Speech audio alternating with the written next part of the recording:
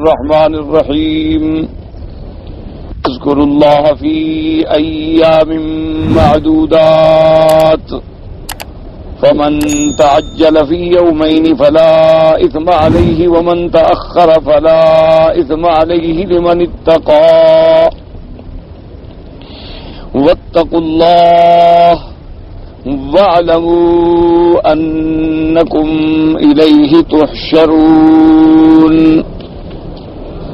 اللہ تبارک و تعالی نے کلام مقدس کی ان آیات مبارکہ میں جو سورۃ البقرہ کی آیات ہیں ارشاد فرمایا ہے کہ وَاذْكُرُوا اللَّهَ فِي أَيَّامٍ مَّعْدُودَاتٍ، کہ اللہ تبارک و تعالی کا ذکر کریں گنے ہوئے دنوں میں، ایسے کہ آپ نے پہلے الحمدللہ پڑھا ہے کہ حج کے بارے میں جو آیت مبارک تھی کہ الحج اشہر معلومات، کہ حج کے مہینے جو ہیں وہ بھی معروف ہیں، جانے پہچانے ہیں، کیونکہ قرآن مقدس کے نازل ہونے سے پہلے بھی حج کرتے تھے لوگ، اور حتیٰ کہ قریش جو ہیں یعنی کفار مکہ وہ بھی حج کرتے تھے، تو لہذا یہ بات تو یعنی بڑی معروف تھی کہ حج کے مہینے جو ہیں وہ کون سے ہیں، شوال، ذی القعدہ اور ذی الحجہ کے 10 دن۔ تو اس کو اللہ نے فرمایا الحج اشہر معلومات، حج کے مہینے جو ہیں وہ معروف ہیں، مشہور ہیں، جانے پہچانے ہیں۔ اس سے تو حج جو ہے حضرت آدم علیہ السلام نے بھی کیا ہے، اور اسی طرح روایات میں یہ بھی آتا ہے کہ حضرت آدم علیہ السلام نے تقریباً 40 حج جو ہیں وہ پیدل فرمائے ہیں، اور بعض روایات میں یہ بھی ذکر ملتا ہے کہ حضرت آدم علیہ السلام نے سب سے پہلے حج جو ہے وہ ہندوستان سے کیا اور پیدل چل کے کیا، تو لہذا حج کوئی نیا فریضہ نہیں ہے جو صرف مسلمانوں کے لیے فرض ہو، بلکہ حج تو ہر دور میں ہے، ہر پیغمبر نے حج کیا ہے۔ حتیٰ کہ جیسے کہ ایک روایت مبارک میں یہ بھی ملتا ہے کہ موسیٰ علیہ السلام نے حج فرمایا، ایک روایت میں یہ بھی آتا ہے کہ تمام انبیاء کرام علیہم الصلاۃ والتسلیم نے اپنے اپنے زمانے میں حج فرمایا۔ تو بہرحال اب حج جو ہے یہ تو سمجھیں یعنی ابتداء آدم علیہ السلام سے ہے، اور اسی طرح یہ بھی معلوم بات ہو گئی کہ حج کے مہینے جو ہیں ان میں بھی کوئی رد و بدل نہیں آیا، یعنی حج کے مہینے بھی وہی جانے پہچانے ہیں، شوال، ذی القعدہ اور ذی الحج۔ اب وہ سارے احکام آپ نے الحمدللہ پڑھ لیے کہ عرفات سے پھر آپ مشعر الحرام آئے، مشعر الحرام کے بعد آپ مینا میں آ گئے، یعنی مزدلفہ میں رات گزارنے کے بعد آپ مینا میں آئے۔ اب مینا کے اندر جو 3 دن ہیں اس میں اللہ نے ایک تو جاہلیت کی اس رسم کو مٹا ڈالا کہ جاہلیت والے جو تھے ان 3 دنوں کے اندر اپنے باپ دادے کے مفاخر بیان کرتے تھے کہ میرا باپ ایسا تھا اور میرا باپ ایسا تھا اور میرا باپ ایسا تھا۔ اللہ نے فرمایا ان باپ دادوں کے ذکر کو چھوڑو، اس کے بجائے تم اللہ کا ذکر اختیار کرو۔ ایک تو ان کی اس رسم جاہلیت کو مٹایا گیا، اور دوسرا یہ سبق ملا کہ اللہ کے ہاں جو بلندی ہے وہ تقوی کے اعتبار سے ہے، کسی حسب نسب قومیت کے اعتبار سے نہیں ہے، نہ وہ کسی رنگ اور لون کے اعتبار سے ہے۔ ان اقربکم عند اللہ اتقاکم، اللہ کے ہاں عزت والا وہی ہے جو اللہ سے زیادہ ڈرنے والا ہے۔ اچھا، اب اس آیات مبارک میں ایک اور جاہلیت کی رسم تھی کہ 10 تاریخ کو مینا آنے کے بعد بعض لوگ جو تھے وہ تو 12 کو لازماً چلے آتے تھے مینا سے ہر شکل میں، یعنی 10 کو بھی مینا میں، 11 اور 12 کی شام کو نکل آتے مینا سے، اور بعض لوگ جو تھے وہ 13 کو بھی رہتے اور 13 کی وہاں دن شام کو نکلتے۔ اب اختلاف صرف کیا تھا کہ جو لوگ 12 کو آتے وہ کہتے بھی جو رہ رہے ہیں نا 13 کو یہ گناہگار ہیں، بلا وجہ 13 کا دن مینا میں رہ رہے، اور جو 13 کو آتے وہ یہ فتویٰ دیتے کہ بھئی جو 12 کو چلے گئے تھے نا انہوں نے بڑا گناہ کیا، اپنا حج نامکمل کر کے چھوڑ کے چلے گئے۔ تو اب یہ جھگڑا ہوتا تھا ان قبائل میں، جو 12 کو آتے وہ کہتے 13 والے غلط ہیں، جو 13 کو آتے وہ کہتے 12 والے گناہگار ہیں۔ اللہ پاک نے قرآن پاک میں یہ آیت نازل فرما دی کہ فَمَن تَعَجَّلَ فِي يَوْمَيْنِ فَلَا إِثْمَ عَلَيْهِ، جو آدمی 2 دنوں میں جلدی کر لے یعنی 12 کو چلا آئے کنکری مار کر، اس پر بھی کوئی گناہ نہیں ہے۔ وَمَن تَأَخَّرَ، اور جو آدمی دیر کر دے، تاخیر کر دے اور 13 کو کنکری مار کے آئے، فَلَا إِثْمَ عَلَيْهِ، ان پر بھی کوئی گناہ نہیں ہے، بلکہ اللہ تبارک و تعالیٰ کی طرف سے یہ رخصت ہے کہ اگر آپ 12 کو آنا چاہتے ہیں تو آ سکتے ہیں اور 13 کو آنا چاہتے ہیں تو آ سکتے ہیں۔ اصل بات اللہ سے ڈرنا ہے، اپنی طرف سے مسائل پیدا کرنا نہیں ہے۔ لیکن اب مسئلہ سمجھ لیں کہ 10 تاریخ کو جب آپ مینا میں آئیں گے تو آپ کا پہلا کام یہ ہوگا کہ آپ جمرۃ العقبہ پر، جسے بڑا شیطان کہا جاتا ہے، اس پہ 7 کنکریاں ماریں گے۔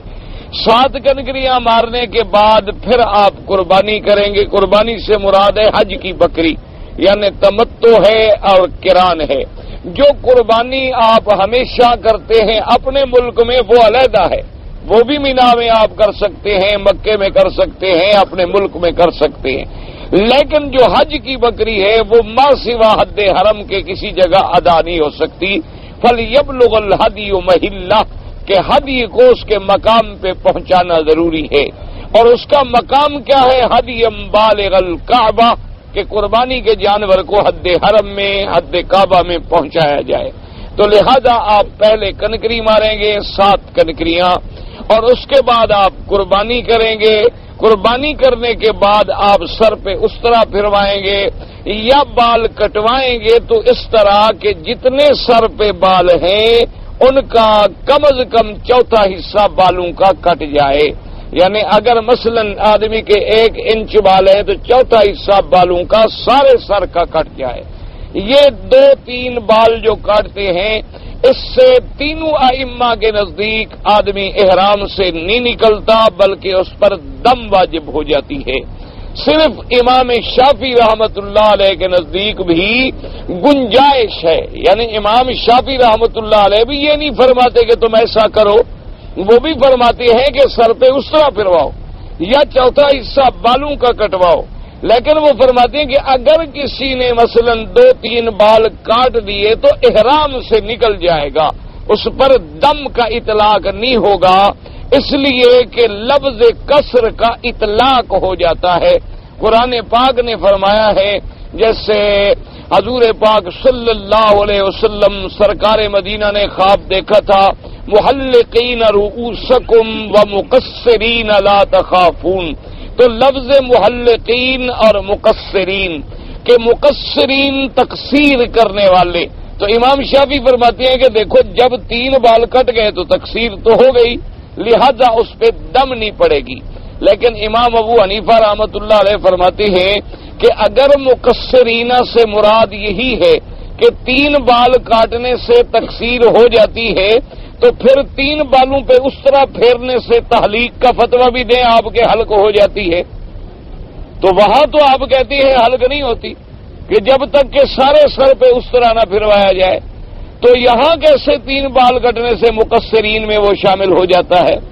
اب امام شافعی رحمت اللہ علیہ کا ایک دوسرا استدلال یہ ہے کہ وَامْسَحُوا بِرُؤُوسِكُمْ، کہ سر کا مسح جو ہے اگر آدمی 3 بالوں پر بھی ہاتھ لگا لے تو مسح ہو جاتا ہے، تو اس لیے اگر وہاں مسح 3 بالوں کے ہاتھ لگنے سے ہو جاتا ہے تو 3 بال کٹنے سے کسر کا اطلاق بھی ہو جاتا ہے۔ تو امام ابو حنیفہ رحمت اللہ نے فرمایا کہ وہاں لفظ وَامْسَحُوا بِرُؤُوسِكُمْ، وہاں با موجود ہے اور یہاں با موجود نہیں ہے، یہاں لفظ ہے محلقین رؤوسکم ومقصرین لا تخافون، وہاں با کی وجہ سے کچھ یعنی ایک گنجائش نکل سکتی ہے کہ کسی جز پر بھی اگر مسح ہو جائے تو اطلاق مسح کا ہو جائے گا، لیکن یہاں تو با ہے نہیں، یہاں تو کامل سر مراد ہے کہ سارے سر کی حلق ہوگی اور سارے سر کا جو ہے وہ قصر ہوگی۔ اور دوسری بات یہ ہے کہ امام صاحب رحمت اللہ علیہ، امام ابو حنیفہ رحمت اللہ علیہ یہ فرماتے ہیں کہ جس پہ اللہ نے قرآن اتارا ہے پہلے حضور کو دیکھ لیں کہ آپ نے کتنا 2 بال کٹوائے ہیں یا سارے سر پہ اس طرح پھروایا ہے۔ حضور صلی اللہ علیہ وسلم نے سارے سر پہ اس طرح پھروایا، اور پھر جن صحابہ نے قصر کیا ہے بالوں کا ان سے بھی یہ نہیں ملتا کہ انہوں نے 2-3 بالوں کا قصر کیا ہو، بلکہ ان نے بھی پورے بال کٹوائے ہیں۔ اور پھر حلق جو ہے وہ افضل ہے قصر سے، کہ میرے آقا نے سرکار مدینہ صلی اللہ علیہ وسلم نے اللہ تبارک و تعالی کے آگے دعا فرمائی کہ اللہم اغفر للمحلقین، کہ یا اللہ جن لوگوں نے آج اس طرح پھروایا ہے ان کے گناہ معاف فرما دے۔ تو صحابہ نے کہا حضور جنہوں نے بال کٹوائے ہیں ان کے لیے بھی دعا کریں، تو آپ نے پھر بھی اس طرح پھروانے والوں کے لیے دعا کی، تیسرے دفعہ بھی آپ نے اس طرح پھرانے والوں کے لیے دعا کی، چوتھے دفعہ میں آپ نے فرمایا کہ وللمقصرین، کہ اللہ جنہوں نے بال کٹوائے ہیں ان کی بھی مغفرت فرما دے۔ اور حضور صلی اللہ علیہ وسلم نے خود حلق کرایا ہے۔ تو بہرحال تو اب آپ پہلے کنکریاں ماریں گے، اور جمرۃ العقبہ پہ جو سب سے جسے بڑا شیطان کہتے ہیں آپ، یعنی اگر مینا سے مکے کی طرف آئیں تو جو سب سے آخر میں ہے وہ بڑا جمرہ ہے، اگر مکے سے مینا جائیں تو جو سب سے پہلے آئے گا وہ بڑا جمرہ ہے۔ اس پہ آپ نے 7 کنکریاں مارنی ہیں، اس طریقے سے کہ کنکریاں اس ستون کو لگیں یا نہ لگیں لیکن کنویں کے اندر گر جائیں۔ اگر ستون کو لگ کے کنکری باہر جا پڑے تو وہ ادا نہیں ہوگی، اس کے بدلے میں آپ کو پھر کنکری مارنی ہوگی۔ تو اس لیے 7 کنکریاں مار کے اب آپ بکری ذبح کریں گے۔ افضل یہ ہوتا ہے کہ آدمی اللہ تبارک و تعالی توفیق عطا فرمائے، تو میرے آقا نے تو 100 اونٹ ذبح فرمایا ہے، تو لہذا بال ائمہ کے نزدیک حج کے لیے اونٹ کا ذبح کرنا جو ہے وہ زیادہ افضل ہے۔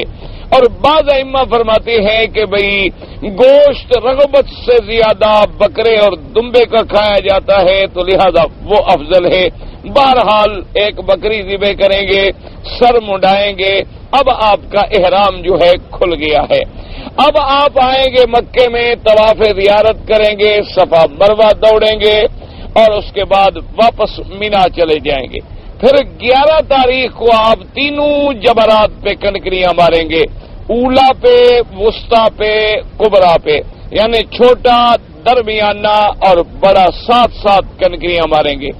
اسی طرح 12 تاریخ کو بھی آپ 7 کنکریاں ماریں گے، چھوٹے پہ پہلے، پھر درمیانے پہ، پھر بڑے پہ۔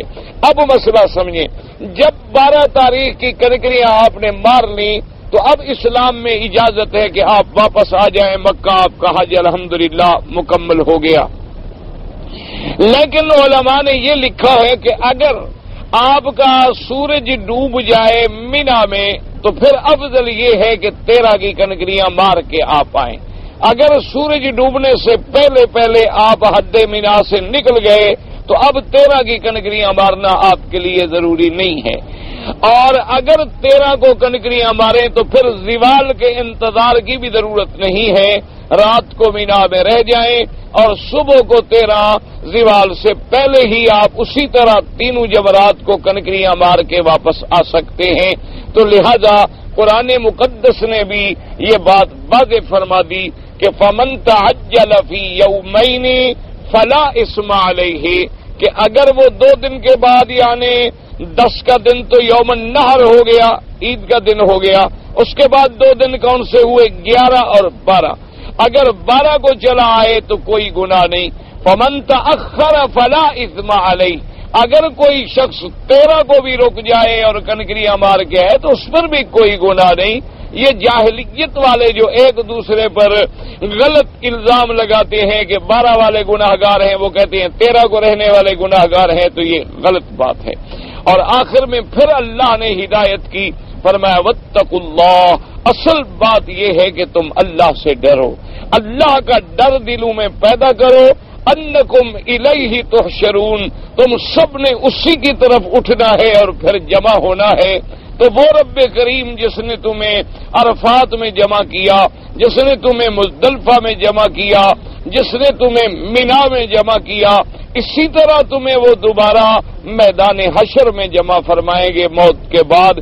تو اس حشر والے جمع ہونے کے دن کو سامنے رکھو، پرہیزگاری اختیار کرو، چھوٹی چھوٹی باتوں پہ لڑائی جھگڑے نہ کرو، اور ہر وقت اپنے آپ کو اللہ کے ذکر کے اندر مشغول رکھو، کیونکہ یہ 10 دن جو ہیں ذی الحجہ کے یہ بڑے مبارک دن ہیں، یعنی انسان کو اعمال صالحہ کا ان 10 دنوں میں جو ثواب ملتا ہے وہ کسی اور دنوں میں نہیں ملتا۔ تو لہذا ہر آدمی کو یہ چاہیے کہ جب ایام حج آ جائیں تو ان کے لیے پوری پوری تیاری کرے۔ دیکھا ہے آپ نے کہ پہلے اب رمضان المبارک کا مہینہ آئے گا، تاکہ ہم لوگ دن میں روزہ رکھیں، رات کو تراویح پڑھیں، تاکہ ہم ظاہراً اور باطناً پاک صاف ہو جائیں گناہوں سے اور غلاظتوں سے، اور ہمارے اندر قوات ملکیہ عروج پہ آ جائیں، قوات شیطانیہ جو ہیں وہ دب جائیں۔ اب پھر شوال سے پھر حج کی گویا تیاری شروع ہو گئی، حج کے مہینے شروع ہو گئے، شوال، ذی القعدہ اور ذی الحجہ۔ تو بہرحال ان آیات مبارکہ میں یہ ارشاد ہے، اور تفصیل مسائل کی الحمدللہ آپ سن چکے ہیں، اس لیے اب جو مفسر رحمت اللہ علیہ ارشاد فرماتے ہیں وہ میں عرض کرتا ہوں۔ قال ابن عباس الایام المعدودات، ایام المعدودات سے کیا مراد ہے؟ کہتے ہیں ایام التشریق، بل ایام المعلومات، اس سے کیا مراد ہے؟ نکال ایام العشر یعنی 10 ذی الحجہ، حجہ کے 10 دن جو ہے وہ ایام معلومات ہیں اور یہ ایام معدودات ہیں۔ وقال اکرمۃ واذکر اللہ فی ایام معدودات یعنی التکبیر فی ایام التشریق بعد الصلوات المکتوبۃ اللہ اکبر اللہ اکبر۔ انہوں نے کہا کہ اللہ نے حکم دیا ہے کہ ان دنوں کے اندر اللہ کا ذکر کرو، جیسے ہر نماز کے بعد اللہ اکبر اللہ اکبر، اللہ اکبر اللہ اکبر، لا الہ الا اللہ، اللہ اکبر وللہ الحمد۔ ہر نماز کے بعد یہ تکبیرات کہی جاتی ہیں، یہ اس کا معنی اللہ کا ذکر ہے۔ وقال الامام احمد حدثنا وکی قال حدثنا موسی بن علی ان النبی قال سمعت عقبۃ بن عامر قال قال رسول اللہ صلی اللہ علیہ وسلم یوم عرفۃ ویوم النحر وایام التشریق عیدنا اہل الاسلام وہی ایام اکل وشرب۔ حضور پاک صلی اللہ علیہ وسلم نے فرمایا عرفات کا دن، یوم النحر جو ہے 10ویں کا دن یعنی، اور ایام التشریق 11، 12، 13۔ حضور نے فرمایا یہ ہمارے مسلمانوں کے لیے گویا عید کے دن ہیں، یہ عیدیں ہیں جن میں اللہ نے مسلمانوں کی خوشی اور عید کا دن بنایا ہے۔ ان دنوں کے اندر تم اللہ کا یاد کیا کرو، اور ان دنوں کے اندر یہ دن جو ہیں اللہ نے مسلمانوں کو خوشی کے لیے کھانے پینے کے لیے بھی دیے ہیں کہ ہر غریب کے گھر میں بھی الحمدللہ گوشت پہنچ جاتا ہے، اپنی بکری کا پہنچے یا دوسرے کی بکری کا پہنچے۔ تو ان دنوں کے اندر اسی لیے دراصل یہ آج کل ہمارے ہاں مسلمانوں میں جو بہت بڑا جھگڑے ہیں، اللہ سے دعا کریں اللہ عالم اسلام کے اندر جھگڑے دور فرما دیں اور مسلمانوں کو اتحاد، اتفاق اور اخوت نصیب فرما دیں۔ ہمارے یہاں جو جھگڑے ہیں نا، دراصل اگر غور کریں نا جی، تو وہ بلا وجہ بس بات بڑھتے بڑھ گئی ہے کہ اختر کی بات کا لوگوں نے افسانہ کر دیا، ورنہ اختر کی بات کچھ بھی نہ تھی۔ اصل بات یہ ہے کہ بعض لوگ جو مثلا عید میلاد مناتے ہیں، اسی طرح رجبی میں ان کے لیے عید معراج ہو گئی، اسی طرح بعض حضرات جو ہیں ان کے علاوہ بھی کئی ایام ہیں ان کو منایا جاتا ہے اور سمجھا جاتا ہے کہ یہ ہمارے لیے عید ہے، یہ فلاں دن ہے، یہ فلاں دن ہے۔ اصل بات یہ ہے کہ ان کا مقصد بھی اسلام سے، اللہ رسول سے، صحابہ اہل بیت سے اظہار محبت کا ایک طریقہ ہے۔ وہ کہتے ہیں کہ بھی جب ہم مثلا معراج کی رات میں عبادت کریں گے یا عمرہ کریں گے تو مقصد ہمارا کیا ہے کہ ہم حضور کی اس معراج والی رات سے اصل تو حضور سے عقیدت و محبت کا اظہار ہے کہ اس رات میں ہمارے آقا کو اتنا بڑا عروج ملا ہے تو ہم اس رات میں عبادت کر رہے ہیں تاکہ حضور کی معراج کی رات کو زندہ کریں، خوشی منا رہے ہیں۔ اسی طرح حضور کی پیدائش کا دن مبارک ہے۔ اسی طریقے سے بعض لوگوں نے پھر کئی اور عیدیں بھی بنا لی، عید نوروز بنا لی، کسی نے مثلا حضرت حسین کی شہادت کے دن منانے۔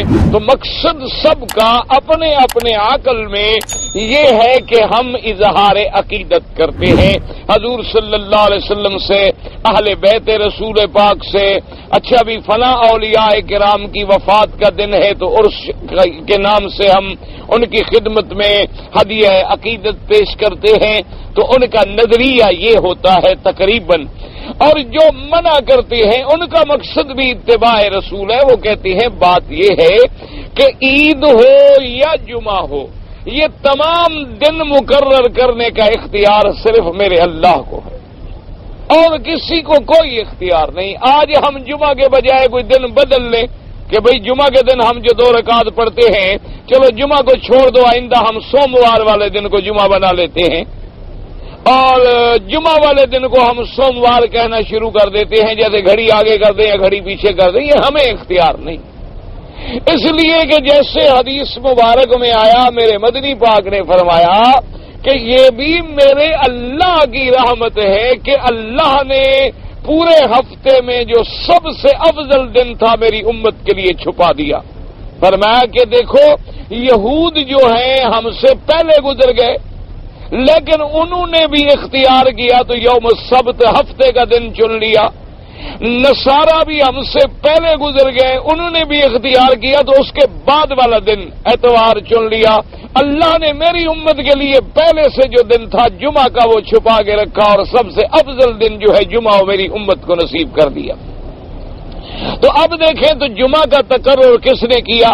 اللہ نے کیا، اور کوئی جمعہ بنانے کا اختیار کیوں؟ اگر کسی اور کو اختیار ہوتا تو پھر حضور پاک صلی اللہ علیہ وسلم کو ہوتا، اور کون ہے کہ اس کی طاقت ہے؟ جب حضور مدنی سرکار نے بھی اسی دن کو جمعہ بنایا جس کو اللہ نے جمعہ بنایا۔ اچھا اب اس کے بعد آئے عرفات کا دن ہے، اب ساری کائنات مل کے عرفات کا دن بدلنا چاہے تو بدلنے کا اختیار۔ عرفات کب ہوگا؟ ابھی 9 ذی الحج کو۔ لوگ کہیں کہ نہیں جناب اس دفعہ اتفاق کرتے ہیں کہ ہم 8 کو کر دیتے ہیں عرفات، تو کسی کو حق نہیں۔ تو اسی طرح 9 کو بدلنے کا، 10 کو بدلنے کا، 11، 12، 13 ایام تشریق، ایام النحر، ایام عرفات، یہ لیلۃ المزدلفہ، شہر رمضان، اشہر الحج، ایام معلومات، اشہر معلومات، یہ سب اللہ کے مقرر کردہ ہے، اپنی طرف سے کوئی مقرر نہیں کر سکتا۔ اپنی طرف سے کرے گا تو گویا وہ دین میں ایک نئی چیز کی بنیاد ڈالے گا جسے بدعت کہا جاتا ہے، اور وہ بجائے ثواب کے الٹا گناہ کا ارتکاب کرے گا کہ اس نے دین میں ایک نئی چیز ایجاد کی۔ اگر یہ دین کا حصہ ہوتا، دین تو مکمل ہو گیا میرے مدنی کی زمانے میں، الیوم اکملت لکم دینکم واتممت علیکم نعمتی، اور میرے پاک نبی نے عرفات میں اعلان کر دیا، فرمایا کہ لوگوں خبردار آج کون سا دن ہے؟ انہوں نے کہا جی اللہ کا رسول جانتے ہیں ادب سے۔ آپ نے فرمایا آج جمعہ کا دن ہے، عرفات کا دن ہے، ذی الحج کا مہینہ ہے، اور یہ موقف عرفات ہے۔ فرمایا سن لو اور مجھے تم سب یہ بتاؤ کہ کیا میں نے اللہ کا دین پورے کا پورا تمہیں پہنچا دیا ہے کہ نہیں پہنچایا؟ تو تمام صحابہ جو موجود تھے انہوں نے کہا کہ بالکل آمنا، ہم اقرار کرتے ہیں کہ آپ نے پہنچایا ہے، بلغت الرسالۃ وادیت الامانہ، آپ نے پورا دین پہنچا دیا، پوری امانت جو ہے وہ آپ نے ادا فرما دی، اور پوری نصیحت جو ہے آپ نے امت کو کر دی۔ تو حضور نے فرمایا کہ اللہم فاشہد الا هل بلغت، اللہم فاشہد، کہ اللہ آج میدان عرفات میں ساری مخلوق کی حاضری کے سامنے تو بھی میرا گواہ ہو جا کہ میں نے پورا تیرا دین پہنچا دیا۔ تو اس کا مطلب ہے کہ دین کا کوئی ایسا مسئلہ نہیں جو حضور نے بتلایا نہ ہو۔ جس پاک نبی نے ہمیں وضو سکھلا دیا، جس میرے مدنی سرکار نے ہمیں انگلیوں میں خلال تک بھی بتلا دیا کہ انگلی میں خلال کیا کرو کوئی جگہ خالی نہ رہ جائے پانی سے، جس پاک نبی نے اتنی بھی بتلا دیا کہ اگر بال گہرے ہیں تو بھئی ان کی جڑوں میں بھی پانی پہنچاؤ، جس مدنی سرکار نے اتنی چھوٹی سی بات بھی بتلا دی کہ اگر کوئی انگوٹھی ہے تو ہلا لو کہیں اس کے نیچے پانی نہ رہ جائے، اتنے چھوٹی چھوٹے مسائل لیکن جن پہ اسلام کی شریعت کی مدار تھی میرے آقا نے سکھلا دیے۔ تو اگر اسلام میں کسی اور عید کی گنجائش ہوتی تو حضور صلی اللہ علیہ وسلم وہ بھی فرما دیتے، اس کے اندر کون سی مشکل بات تھی؟ اسی لیے علماء نے لکھا ہے کہ جو لوگ بدعت ایجاد کرتے ہیں وہ دراصل میرے مدنی پاک کی نبوت پہ اعتراض کرتے ہیں، کیونکہ اگر حضور نے دین مکمل نہیں کیا تو نئی بات نکال رہے ہیں، اگر دین مکمل ہے تو پھر کسی نئی بات نکالنے کی ضرورت نہیں ہوتی ہے۔ آپ نیا کیل تو وہاں لگائیں گے نا جہاں پہلے سے نہ ہو، اگر پہلے سے مکمل لگ چکا ہے تو پھر کسی نئے کیل لگانے کی کوئی ضرورت نہیں ہے۔ تو اس لیے اصل میں تو اسلام نے یہ بتلا دیا کہ یوم عرفہ و یوم النحر و ایام التشریق عیدنا عید الاسلام، اسلام کی عیدیں جو ہیں وہ یہ ہیں، ان کے علاوہ اسلام میں کسی عید کی گنجائش نہیں ہے، اس کے اندر اسلام نے کسی اور عید کی ہمیں اجازت نہیں دی۔ ایک جمعہ کا دن ہے سید الایام، اسی طرح عرفات کا دن، یوم النحر 10ویں کا دن، ایام التشریق 11، 12، 13 یہ اسلام کی عیدیں ہیں۔ عید الاضحیٰ، عید الفطر جو قرآن میں اور حدیث میں ثابت ہیں، ان کے علاوہ جتنی بھی چیز ہوگی وہ احداث فی الدین ہے، اور جو احداث فی الدین ہے اس کے بارے میں سرکار مدینہ کا اتنا جامع معنی فرمان ہے، فرمایا من احدث فی امرنا ھذا ما لیس منہ فہو رد، فرمایا جو شخص دین کے معاملے میں کوئی نئی چیز پیدا کرے جس کا میری سنت سے تعلق نہ ہو تو وہ مردود ہے اور اس کا کوئی ثواب نہیں ہوگا۔ اللہ کے ہاں صرف وہی بات قبول ہوگی جو قرآن و سنت کی روشنی میں ثابت ہوگی۔ اس لیے اللہ سے دعا کریں اللہ ہمیں جھگڑوں سے بچائے اور حق بات سمجھنے کی توفیق دے، اللہ ہمیں حق پہ چلنے کی توفیق دے۔ اس لیے چھوٹی چھوٹی باتوں میں اختلاف بڑھ گئے اور مسلمان ایک دوسرے سے کٹ گئے، یہ بڑے دکھ کی بات ہے، اللہ ہی اس کا علاج فرما سکتے ہیں۔ وقال عبد بن هشام قال اخبرنا خالد بن ابي عن بيس الخدري قال قال رسول الله صلى الله عليه وسلم ايام التشريق ايام اكل وشرب وذكر الله، آپ نے فرمایا ایام تشریق جو ہیں یہ کھانے پینے کے بھی دن ہیں، اللہ کی یاد کے بھی دن ہیں۔ رواه مسلم تقدم حدیث جبیر بن مطعم عرفۃ کلھا موقف وایام التشریق کلھا ذبح، عرفات کے پورے میدان میں جہاں کھڑے ہو جائیں سارا میدان جو ہے وہ موقف ہے، اور ایام تشریق میں جس دن بھی قربانی کوئی ذبح کرے ہو جائے گی۔ وتقدم ایضا حدیث عبد الرحمن بن یامر الدیری وایامنا ثلاثہ ومن تعجل فی یومین فلا اثم علیہ ومن تأخر فلا اثم علیہ، مینا کے اندر 3 دن ہیں، 10ویں، 11ویں، 12ویں، اگر کوئی 12 کو چلائے تو اس پر بھی کوئی گناہ نہیں، اگر 13 کو رہ کے کنکریاں مارے اور پھر آئے تو اس پر بھی کسی قسم کا کوئی گناہ نہیں ہے۔ اس لیے مفسر رحمۃ اللہ علیہ فرماتے قال ابن جریر حدثنا یعقوب ابن ابراہیم وخلاد بن اسلم قال حدثنا هشام بن ابي سلمة عن ابي هريرة رضي الله تعالى عنه ان رسول الله صلى الله عليه وسلم قال ايام التشريق ايام طعام وذكر الله وحدثنا خالد بن مسلم قال حدثنا روح قال حدثنا صالح قال حدثنا هشام بن سعيد بن ابي هريرة رضي الله تعالى عنه ان رسول الله بعث عبد الله بن حذافة يطوف في منى لا تصوموا هذه الايام فإنها أيام أكل وشرب وذكر الله عز وجل۔ حضرت ابی ہریرہ رضی اللہ تعالیٰ عنہ فرماتی ہیں حضور پاک صلی اللہ علیہ وسلم نے عبداللہ ابن حذافہ کو بھیجا، آپ نے فرمایا مینا میں اعلان کر دو کہ ان 3 دنوں میں کوئی روزہ نہ رکھے، یہ کھانے پینے کے دن ہے، عید کے دن ہے، خوشی کے دن ہے۔ حالانکہ دیکھو روزہ عبادت ہے لیکن اللہ نے وہ بھی منع فرما دیا، روزے میں کتنا بڑا ثواب ہے، لیکن فرمایا کہ نہ یہ عید کے دن ہیں، قربانی کے دن ہیں، غریب سے غریب آدمی کے گھر میں بھی اللہ کی رحمت سے گوشت آ جاتا ہے، تو وہ کھائیں پئیں، اللہ کی نعمتوں سے فائدہ اٹھائیں۔ اور اس کے بعد جناب فرماتے ہیں حضرت کہ حضور صلی اللہ علیہ وسلم حدثنا یعقوب قال حدثنا شام سفیان حسین الزہری قال بعث رسول اللہ صلی اللہ علیہ وسلم عبد اللہ بن حذیفہ فنادى في أيام التشريق فقال إن هذه أيام أكل وشرب وذكر الله إلا من كان عليه صوم من هدي۔ آپ نے فرمایا کہ یہ دن کھانے اور پینے کے ہیں، کوئی روزہ نہ رکھے، ہاں مگر اس کو اجازت ہے جس نے قربانی کے بدلے میں روزہ رکھنا ہے۔ یعنی اگر کوئی بکری نہیں دے سکا تو اس کے لیے آپ نے مسئلہ پڑھا تھا نا، ثلاثۃ ایام فی الحج وسبعۃ اذا رجعتم، 3 دن جو ہیں وہ حج میں روزہ رکھے اور 7 دن جو ہیں وہ بعد میں رکھے۔ اس میں افضل تو یہ ہوتا ہے کہ 6، 7، 8 کو روزہ رکھ لے، لیکن اگر کوئی آدمی پہلے نہیں رکھ سکا تو بعد امہ کے نزدیک ایام تشریق میں بھی اس کو اجازت ہے کہ وہ 11، 12، 10 کو روزہ رکھ کے اپنے 3 روزے پورے کر لے، صرف اس کے لیے اجازت ہے، ورنہ کسی کو اس دن روزہ رکھنے کی اجازت نہیں ہے۔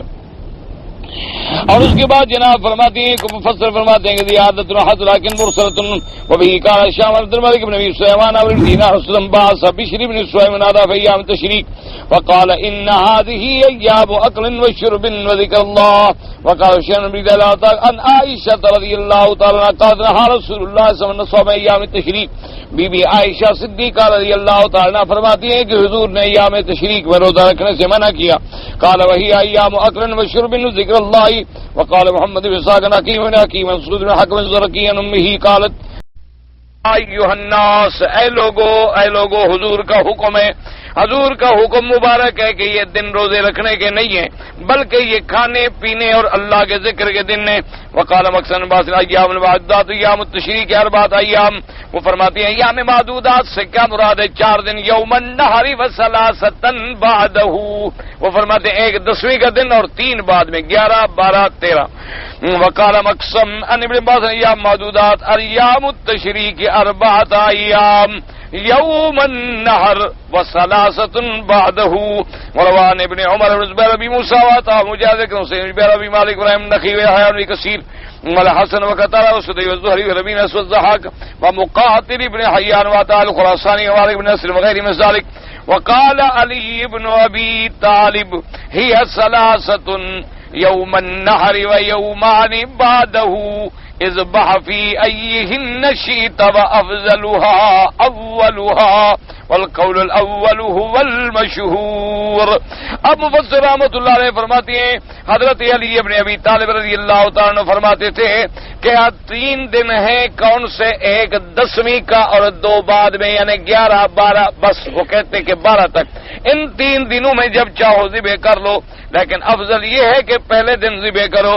لیکن مفسر فرماتا ہے کہ پہلا قول جو ہے وہ زیادہ مشہور ہے کہ 10ویں کا دن، اس کے بعد 11، 12 اور 13، 3 دن اس کے بعد میں۔ مفسر فرماتے ہیں کہ یہ قول جو ہے زیادہ مشہور ہے اور آیت سے بھی تقریباً وہ فرماتے ہیں یہی واضح ہوتا ہے۔ فمن تعجل فی یومین فلا اثم علیہ ومن تأخر فلا اثم علیہ فدل علی 3 بعد النحر۔ اس سے بھی یہ دلالت ہوتی ہے کہ یوم النحر کے بعد جو ہے 3 دن ہے، 11، 12، 13۔ وَيَتَعَلَّقُ بِقَوْلِهِ تَبَارَكَ وَتَعَالَى اذْكُرُوا اللَّهَ فِي أَيَّامٍ مَّعْدُودَاتٍ ذکر اللہ علی الاضاحی۔ اس لیے علماء نے فرمایا کہ ان 3 دنوں میں یہ بھی ذکر ہے کہ جب آدمی اپنی قربانی کے جانور ذبح کرتا ہے تو کہتے ہیں بسم اللہ اللہ اکبر، بسم اللہ اللہ اکبر، یہ بھی اللہ کا ذکر ہے۔ وقد تقدم ان الراجح في ذلك مذهب الشافعي رحمه الله وهو ان وقت الاضحية من يوم النحر الى اخر ايام التشريق ويتعلق به ايضا الذكر المؤكد خلف الصلوات والمطلق في سائر الاحوال۔ اب مفسر فرماتے ہیں کہ امام شافعی رحمۃ اللہ علیہ کا قول جو ہے وہ زیادہ راجح معلوم ہوتا ہے کہ قربانی کا وقت جو ہے وہ فرماتی ہیں کہ 10ویں سے لے کر 13ویں کی شام تک ایام تشریق ہے۔ اسی طرح تکبیریں جو ہم نے کہنی ہے، اذان اللہ اکبر ہر نماز کے بعد، وفي وقته أقوال للعلماء أشهرها الذي عليه الأمر أنه من صلاة الصبح يوم عرفة إلى صلاة العصر من آخر أيام التشريق وهو آخر النفر الآخر. بعض علماء فرماتے ہیں کہ صبح کی نماز کے بعد عرفات والے دن یعنی 8ویں سے شروع کرے آدمی تکبیریں اور ایام التشریق کے آخری دن یعنی 13 تاریخ کی عصر کو ختم کر دے. عصر کے بعد وقد جاء فی حدیث رواه الدارقطنی ولكن لا يصح مرفوعا والله اعلم. فرماتی ہیں کہ ایک حدیث مبارک بھی اس کے مطابق آئی ہے لیکن اس کا رفع ہونا مرفوع ہونا حضور پاک تک صحیح نہیں ہے. وقد ثبت ان عمر بن الخطاب رضی اللہ تعالی عنہ کان یکبر فی قبته ویکبر اهل السوق بتکبیرہ حتی ترتج منها تکبیرا. اور یہ بھی روایت میں ملتا ہے کہ سیدنا عمر بن الخطاب رضی اللہ تعالی عنہ آپ جو ہیں اپنے خیمے کے اندر کھڑے ہو کے جب تکبیر کہتی اللہ اکبر تو لوگ جب سنتے مینا میں باقی خیموں والے تو سب تکبیریں کہتی اللہ اکبر اور پورا مینا جو ہے وہ اللہ اکبر کی تکبیروں سے گونج اٹھتا تھا. ويتعلق بذلك أيضا التكبير وذكر الله عند رمي الجمرات كل يوم من أيام التشريق. اور اسی طرح اللہ کا ذکر جو ہے جب آپ کنکریاں ماریں گے تو ہر کنکری کے ساتھ کہیں گے بسم اللہ اللہ اکبر بسم اللہ اللہ اکبر بسم اللہ اللہ اکبر. وقد جاء في الحديث الذي رواه ابو داود وغيره انما جعل الطواف بالبيت والسعي بين الصفا والمروه رمي الجمال لإقامة ذكر الله عز وجل. اسی طرح ایک حدیث مبارک میں آتا ہے جس کو ابی داؤد نے نقل کیا ہے کہ اللہ تبارک و تعالی نے طواف جو مقرر فرمایا صفا اور مروہ کا دوڑنا مقرر فرمایا اسی طرح کنکریاں مارنا مقرر فرمایا. اصل مقصد کیا ہے تاکہ اللہ کا ذکر جو ہے وہ قائم ہو تاکہ ہر جگہ اللہ کی یاد ہو. طواف میں بھی اللہ کا ذکر صفا مروہ میں بھی اللہ کا ذکر کنکریاں مارنے میں بھی اللہ کا ذکر. ان تمام عبادات کا خلاصہ کیا ہے کہ اللہ کا ذکر ہو اور ہر حال میں آدمی ذاکر ہو ہر حال میں آدمی شاکر ہو. ہر وقت بندے کی زبان پہ دل میں دماغ میں اللہ کی یاد ہو اللہ کا ذکر ہو اور جتنی ذکر میں آگے بڑھو گے اتنی اللہ کے ہاں زیادہ سے زیادہ تقرب جو ہے نصیب ہو جاتا ہے. اور اس کے بعد فرماتی ہیں اللہ تعالیٰ الاول والثانی وهو تفرق الناس من موسم الحج الى سائر الاقالیم والآفاق بعد اجتماعهم في المشاعر. وقال واتقوا الله واعلموا انكم اليه تحشرون كما قال تعالى وهو الذي ذرأكم في الارض واليه تحشرون. اب مفسر رحمۃ اللہ علیہ فرماتی ہیں کہ جب آدمی حج کے سارے احکام پورا کرنے کے بعد یعنی اب جب مینا میں آ گیا مینا کے اندر آنے کے بعد اس نے ایام النحر یوم النحر بھی گزار لیا کنکریاں بھی مار لیں. اب 12 کو یا 13 کو فارغ ہو کر لوٹ رہا ہے اور پھر طواف الوداع کے بعد ہر آدمی اپنے اپنے ملک کو جائے گا. تو اس لیے اللہ نے حکم دیا کہ اللہ کا تقوی اختیار کرو اللہ سے ڈرو. تم سب نے لوٹ کے اللہ کی طرف جانا ہے. تو اس لیے تاکہ آدمی اپنا ہر ایسا نہ ہو کہ حج پڑھنے کے بعد اس کے دل میں کوئی تکبر پیدا ہو جائے دل میں کوئی غرور پیدا ہو جائے یا دل میں کوئی ایسا گھمنڈ پیدا ہو جائے کہ میں جناب حاجی ہو گیا اور میں حاجی ہو گیا. سب اللہ سے ڈرتے رہو کہ اللہ تبارک و تعالی ہمارا عمرہ ہمارا حج ہماری زیارت ہماری محنت ہماری عبادت منظور و مقبول فرما لیں. اور جب آدمی کو قبر سے اٹھنے کے بعد آخرت کا ڈر آ جائے دل و دماغ میں پھر آدمی گناہوں سے بچ جاتا ہے. جس کو پتا ہے کہ میں نے اللہ کے آگے پیش ہونا تو اللہ تبارک و تعالی آپ کو بھی اور مجھے بھی تقوی کا مقام جو ہے اپنی رحمت سے نصیب فرما دے. نے عرض کیا تھا جی کہ جیسے آپ نے لکھا ہے کہ یا محمد یا رسول اللہ کہنا صحیح ہے یا نہیں ہے. اصل مسئلہ وہی آ گیا. اس بات کو سمجھیں لوگوں نے دماغ میں یہ بنا رکھا ہے کہ جو لوگ کہہ دیں کہ یا رسول اللہ کہنا صحیح نہیں دیکھو جی یہ منکر ہے رسول وہابی ہیں فلان ہیں. حالانکہ اب دیکھو کہ اگر حضور کے نام سے جھگڑا ہو تو پھر تو وہ درود میں بھی اللہم صلی علی محمد نہ پڑھیں اذان میں بھی اشہد ان محمد رسول اللہ نہ کہیں تکبیر میں بھی اشہد ان محمد الرسول اللہ نہ کہیں، نماز میں التحیات میں بھی السلام علیکہ ایھا النبی ورحمۃ اللہ وبرکاتہ نہ کہیں، تو معلوم ہوا کہ حضور کے نام سے تو جھگڑا نہیں۔ دیکھو نا جی، آپ یہاں رہتے ہیں، یہاں تو سب سے بڑے وہابی ہیں نا، یہ تو اصلی وہابی ہوئے نا، ہم تو سارے نقلی ہوئے۔ اچھا، یہاں جب اذان ہوتی ہے تو مؤذن ان کا اشہد ان محمد رسول اللہ کہتا ہے؟ آپ روز اذان سنتے ہیں 5 دفعہ، ان کا مؤذن اذان میں اشہد ان محمد رسول اللہ کہتا ہے کہ نہیں کہتا؟ تکبیر میں اشہد ان محمد رسول اللہ کہتا ہے یا نہیں کہتا؟ اچھا، جن لوگوں نے جمعہ پڑھا ہے ان نے دیکھا کہ خطیب نے جمعہ میں درود پڑھا کہ نہیں پڑھا؟ تو معلوم، اب مسئلہ سمجھو، تو معلوم یہ ہوا کہ بھئی حضور کی ذات سے تو کسی کا انکار نہیں۔ مسئلہ یہ ہے کہ یا عربی میں ہے حرف ندا، کسی کو پکارنا ہو تو کہیں گے یا فلان، یا حرف ندا۔ صرف اب مسئلہ علماء یہ سمجھاتے ہیں کہ پکارنا صرف اللہ کو جائز ہے، اللہ کے سوا کسی کا پکارنا جائز نہیں ہے۔ ایک واضح بات کہ بھی دکھ میں کس کو پکارو؟ اللہ کو۔ سکھ میں کس کو پکارو؟ اللہ کو۔ امن یجیب المضطر اذا دعا، کون ہے جو پریشان حالوں کی مصیبت کے وقت میں پکار سنتا ہے، ان کے دکھ درد دور کرتا ہے؟ اللہ۔ اچھا، اب دوسری جگہ من اضل ممن يدعو من دون اللہ، اور اس سے بڑا گمراہ کون ہے جو اللہ کے سوا کسی غیر کو بھی پکارے؟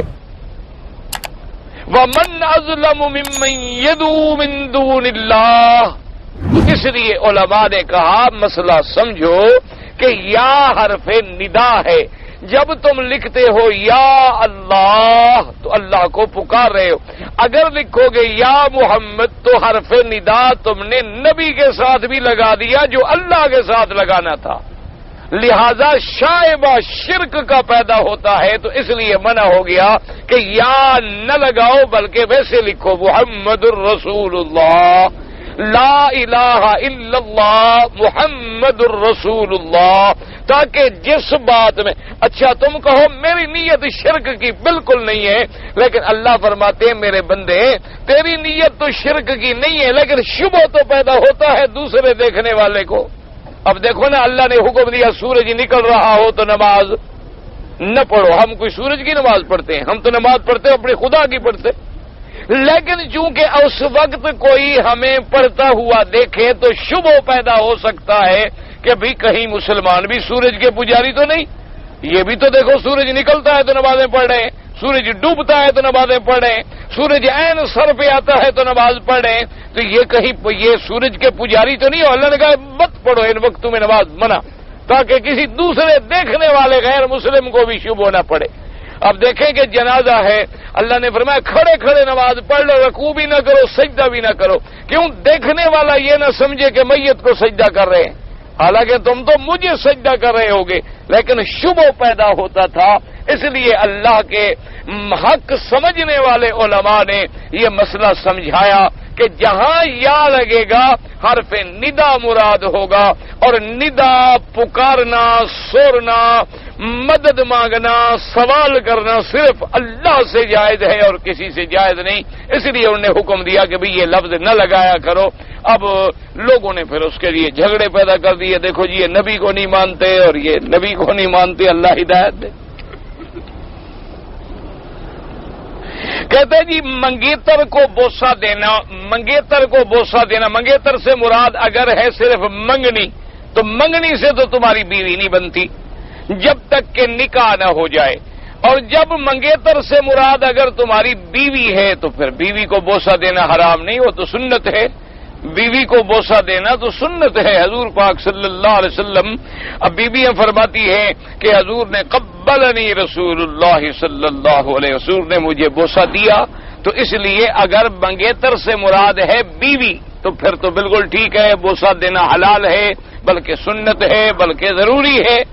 اور اگر منگیتر سے مراد تمہاری ہے کہ منگنی کی ہوئی ہے، یعنی ماں باپ نے کہا ہوا ہے کہ بھی یہ لڑکی ہم فلاں کو دیں گے، لیکن ابھی نکاح نہیں ہوا، تو اس کو تمہارا ہاتھ لگانا بھی جائز نہیں چاہیے کہ بوسہ دینا جائز ہو۔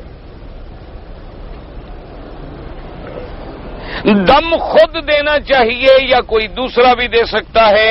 افضل یہ ہوتا ہے کہ آدمی بکری خریدے، ذبح کرنا جانتا ہے خود ذبح کرے، تقسیم کرے، ورنہ کسی کو وکیل بنا دو کہ بھی میری طرف سے تم دم دے دو، کوئی مسئلہ نہیں، کوئی ایسی بات نہیں، یہ تو حالات پہ ہے، خود تمہارے پاس وقت ہے، بہت اچھی بات ہے۔ الحمدللہ یہدینا و یہدیکم اللہ۔ کہتے ہیں جی طواف کے وقت میں متواتر خانہ کعبہ کو دیکھنا، طواف کے وقت نظر نیچے رہے، متواتر خانہ کعبہ کو دیکھنے کا حکم نہیں ہے، صرف حجر اسود پہ جب وقوف کریں یا رکن یمانی پہ جب وقوف کریں، ورنہ ادب کے ساتھ چلیں، چونکہ طواف بھی گویا نماز کے حکم میں ہے، نماز میں بولنا منع ہے، طواف میں بولنے کی اجازت ہے، لیکن بولنا بھی وہ جو ضرورت ہو شریعت کے بارے میں۔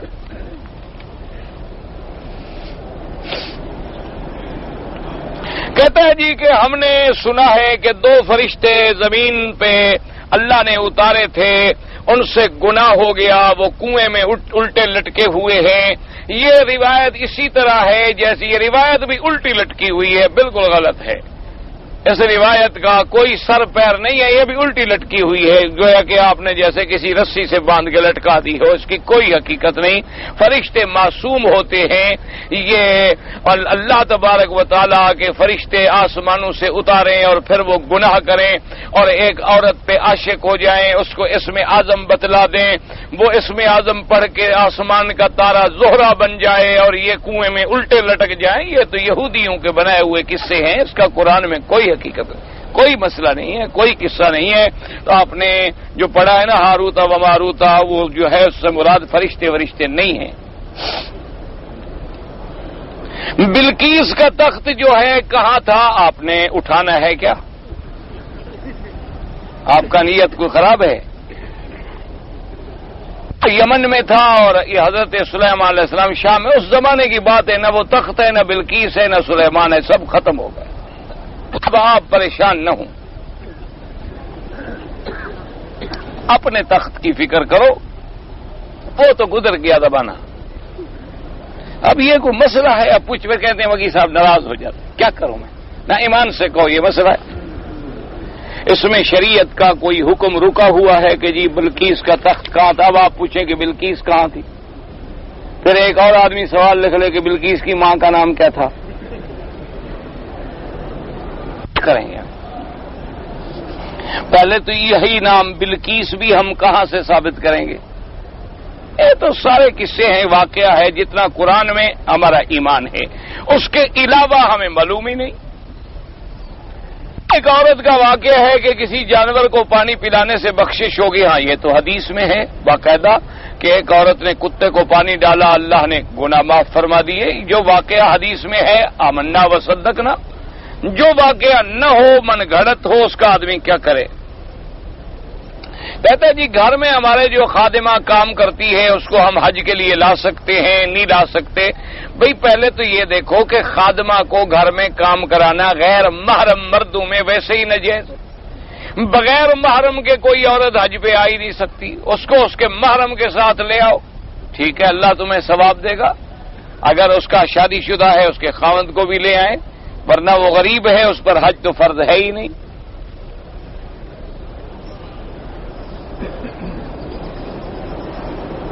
3 سالہ بچہ، بھئی 3 سال کا بچہ ہے یا 1 سال کا، جب بھی روح کے بعد کوئی آدمی فوت ہو جائے تو شریعت میں 3 دن تک اس کے سوگ کی اجازت ہے۔ سوگ کا معنی یہ نہیں ہوتا کہ کالے کپڑے پہنو، مٹی پھینکو، سر پہ چاقو مارو، خنجر مارو، تھپڑ مارو۔ سوگ کا معنی یہ ہے کہ آدمی خوشی کا اظہار نہ کرے، بس گویا کہ غم کا دن ہے، اور ان 3 دنوں میں جا کر لوگ اس کے ساتھ تعزیت کریں، اس کو صبر کی تلقین کریں، اس کے لیے دعا کریں، اس کے گھر میں کھانا پکا کے بھیجیں تاکہ وہ بیچارے غم میں ہیں، مصیبت میں ہیں، ان کا غم ہلکا ہو جائے۔ یہ نہیں ہے ہمارے یہاں تو رواج بن گیا، جن کا مر جائے اسی کے دروازے پہ 100 رشتہ دار بھی آگے بیٹھ جاتے ہیں تاکہ وہ بندہ تو مر گیا نا، جو مال رہ گیا وہ ہم لے جائیں۔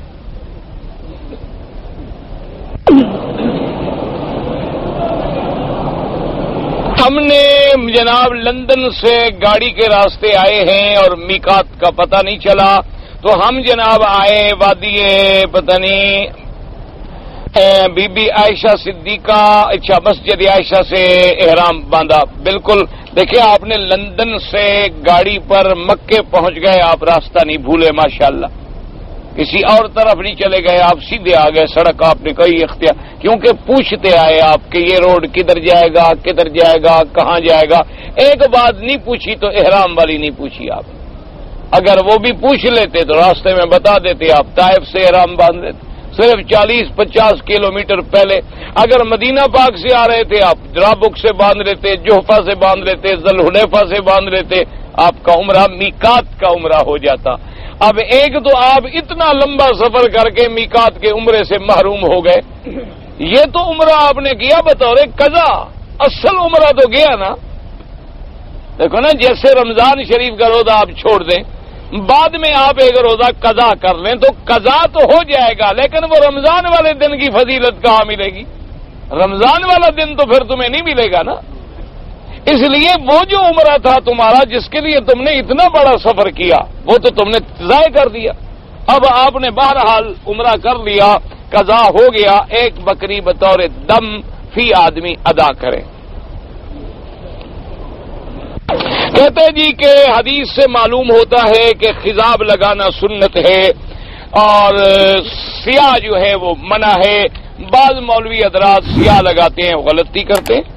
کسی مولوی کے کام کرنے سے دین کا مسئلہ تو نہیں بدل جاتا، دین کا مسئلہ تو دین کا مسئلہ ہے کہ بھی سیاہ لگانا منع ہے۔ حتیٰ کہ بعض علماء نے، بعض تابعین نے بھی سیاہ لگانے کو جائز لکھا ہے۔ انہوں نے کہا کہ حدیث مبارک کے جو الفاظ ہیں غیر الشیب ولو بشیء، حضور نے فرمایا کہ اپنے سفید بالوں کو رنگ دو، چاہے کسی چیز سے رنگ دو۔ انہوں نے کہا یہ حدیث مطلق ہے، چاہے کالا رنگ دو چاہے لال رنگ دو۔ لیکن جمہور کا قول اسی میں ہے کہ بھئی خضاب سیاہ نہ لگائے، اس میں مہندی ملا لے، کوئی اور نیلا رنگ ملا لے، دور سے تو سیاہ نظر آئے گا، لیکن جب آپ قریب دیکھیں گے تو وہ سرخی مائل ہوگا۔ تو اس لیے بہرحال باقی اگر کوئی مولوی کوئی بھی غلطی کرے اس سے دین میں کوئی فرق نہیں آتا۔ کسی بھی ملک میں تصویر بھئی کسی کی ہو، چاہے بڑے کی چاہے چھوٹے کی، لگانا جائز نہیں ہے بلا ضرورت کے تابع۔ جو پاسپورٹ وغیرہ ہے ان کے لیے علماء نے جواز کا فتویٰ دیا ہے۔ ایک آدمی کی 2 بیوی ہے، ایک بیوی کا بری عادت ہے، وہ نہیں چھوڑتی ہے، وہ طلاق بھی نہیں دیتا، تو مولوی مکی کیا کر سکتا ہے؟ نہ آپ بتائیں مجھے، دیکھو نا، آپ پھر میں بات کروں گا کہیں مولوی صاحب ناراض ہو جاتے۔ بھئی بیوی آپ کی ہے، آپ سے ٹھیک نہیں ہوتی تو میں کیا کر لوں گا؟ میں دعا کرتا ہوں کہ اللہ اس کو ہدایت دے، اور میرے بس میں بتائیں کچھ ہے؟ مجھ سے تو اپنی بیوی ٹھیک نہیں ہوتی، تمہاری بیوی کو میں کیسے ٹھیک کر لوں گا؟ بیوی بھی کبھی ٹھیک ہوتی ہے؟ خدا کے بندے، بیوی ہمیں تو ٹھیک کر سکتی ہے، یعنی شوہر اگر ٹیڑھا میڑھا ہو تو بیوی سیدھا کر لیتی ہے، ہم سے بھی بیویاں ٹھیک ہوتی ہیں۔ یہ حضور پاک نے خود فرمایا، بات سنو، میں مذاق نہیں کر رہا، حدیث ہے میرے مدری کی۔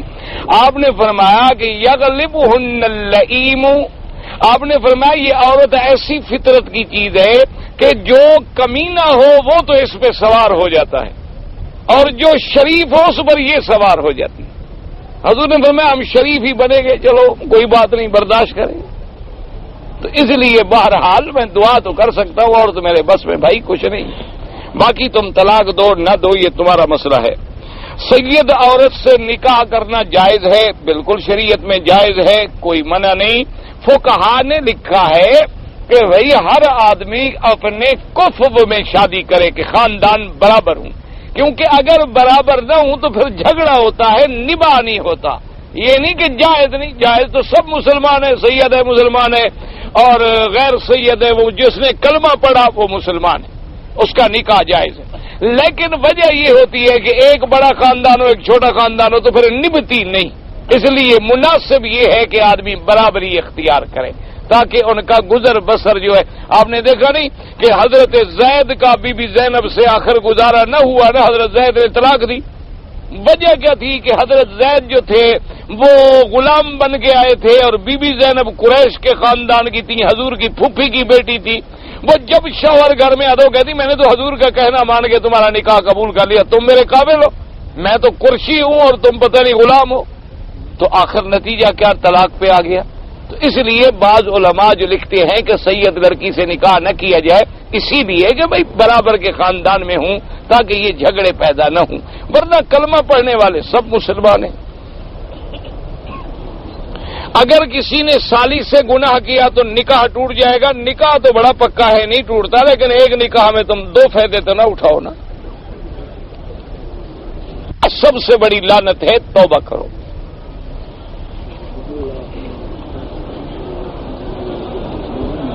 میرے والد نے میری بہن کا 4 سال میں بھائی کے بیٹے سے نکاح باندھا تھا، ابھی میری بہن کا اور چچے کے بیٹے کا بیٹے سے نکاح ہو گیا ہے نہیں؟ ہو گیا۔ والد نے جو نکاح کیا تھا چاہے بچی چھوٹی تھی، والد ولی ہوتا ہے، اس کو حق ہے۔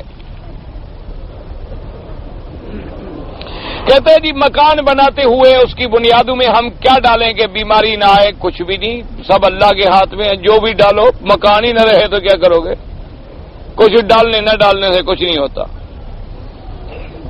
مزدلفہ میں رات کو دوران حج رکنا واجب ہے تو دم کیوں نہیں پڑتا؟ دم پڑتا ہے۔ امام ابو حنیفہ رحمۃ اللہ علیہ فرماتے ہیں اگر بلا ضرورت مزدلفہ میں رات کو نہیں رہو گے تو دم پڑے گا۔ کیسے نہیں پڑتا؟ کون کہتا ہے کہ نہیں پڑتا؟ سب کے نزدیک پڑتا ہے، صرف ان کو اجازت ہے، عورتیں ہیں، بچے ہیں یا ضرورت والے ہیں، ملازم ہیں۔ اگر کوئی حنفی شافعی مسلک کے امام کے پیچھے نماز پڑھے کوئی بات نہیں، سب ائمہ حق پہ ہیں، ہم تو سب کو برابر سمجھتے ہیں، ائمہ اربع کو حق پہ سمجھتے ہیں، اللہ ان سب کی قبروں پہ کروڑوں رحمتیں فرمائے، ہم تو کسی پہ اعتراض نہیں کرتے۔ باقی بات اتنا ہوتی ہے کہ ہر آدمی اپنے باپ کی زیادہ عزت کرتا ہے، یہ مانا نہیں کہ دوسرے کے باپ کو گالی دے۔ اپنا باپ آخر جس امام کی کتابیں ہم نے پڑھی، فقہ سیکھی، اس کو ہم زیادہ محبت و عزت و تکریم کی نظر سے دیکھتے ہیں، یہ نہیں کہتے کہ باقی امام غلط ہیں، سب حق پہ ہیں، اللہ سب کی قبروں پہ رحمت فرمائے، سب نے دین سمجھایا ہے۔ یہ مسئلہ مجھے سمجھ نہیں آیا کہ وضو میں پتہ نہیں کیا آپ نے لکھا ہے، شرط نہیں ہے، عمل کیوں نہیں ہے، یہ مجھے بات سمجھ نہیں آئی۔ جو مسئلہ سمجھ نہ آئے میں جواب کیا دے سکتا ہوں؟ نماز کی صفوں میں طواف اور چکروں میں بھیک مانگنا جائز؟ بھیک مانگنا مطلقاً ناجائز ہے، چہ جائے کہ نماز کی صفوں میں بھیک مانگنا تو حرام ہے۔ تندرست آدمی بھیک مانگے تو قیامت کے دن چہرہ پھٹا ہوا ہوگا، اس کو چاہیے مزدوری کر کے کھائے۔ مانگا ہوا پیسہ بچوں کی دینی تعلیم یا دوسری تعلیم پر لگا سکتے ہیں۔ اگر آپ کا کوئی دینی ادارہ ہے اس کے لیے آپ بھیک نہ مانگیں، اللہ جو ذرائع پیدا کر دے، اسباب پیدا کر دے، وہ تعلیم پہ لگائیں، بچوں پہ لگائیں، کیوں نہ لگائیں، لیکن وضاحت کریں لیتے ہوئے کہ یہ زکوٰۃ ہے، صدقہ ہے، عطیہ ہے، ہدیہ ہے، کیا ہے، تاکہ اسی کے مطابق خرچ کیا جائے۔ سارے دینی مدارس چلتے اسی چندے پہ ہیں اور کون دیتا ہے ان کو؟ اللہ تبارک و تعالیٰ کی رحمت سے اہل خیر دیتے ہیں۔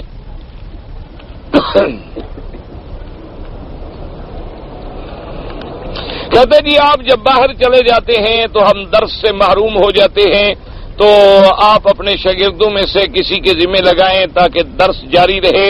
یہ میرے بس میں تو نہیں ہے بھائی، یہ تو یہاں کی اجازت کے ساتھ ہوتا ہے، یہ تھوڑا ہے کہ میں جس کو کہہ دوں وہ درس دینا شروع کر دے۔